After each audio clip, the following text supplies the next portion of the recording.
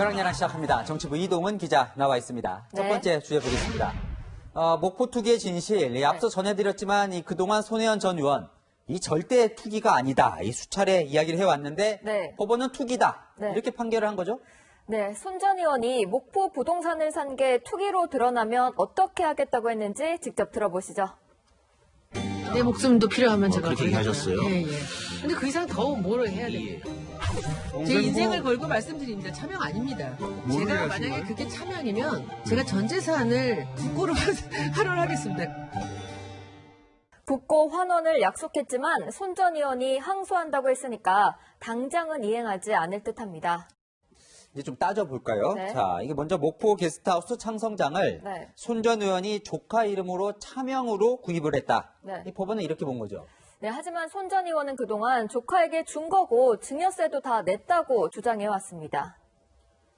돈도 증여를 하고 그리고 또 대여도 또 했죠. 집수리 비용이 없으니까. 제가 내려가게 했으면 이 사람들이 살 수 있는 기반은 만들어줘야 되잖아요.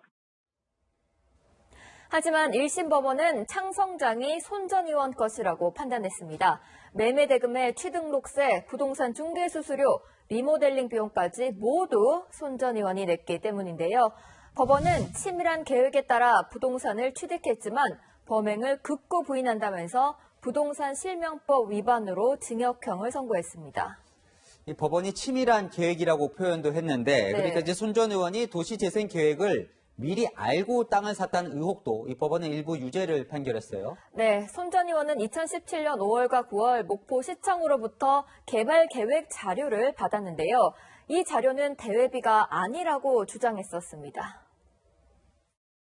내용을 국민들하고 공유하지 않으면 나올 수 없는 내용이기 때문에 목포시에서는 이것이 보안 문서가 될 수가 없다라고 이렇게 주장을 하고 있습니다.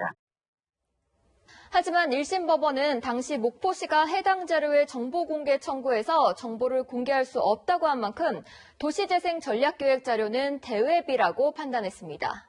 다만 2017년 12월 국토부가 목포의 도시재생 사업을 발표한 이후에는 비밀이 아니었기 때문에 그 이전에 산 부동산만 문제 삼았습니다. 자, 하나 더요. 자, 이 집행유예도 아닌데. 그런데 이 판결이 나온 이후에 법정 구속이 안 됐습니다. 이 피고인의 방어권을 위해서다. 이런 이유예요?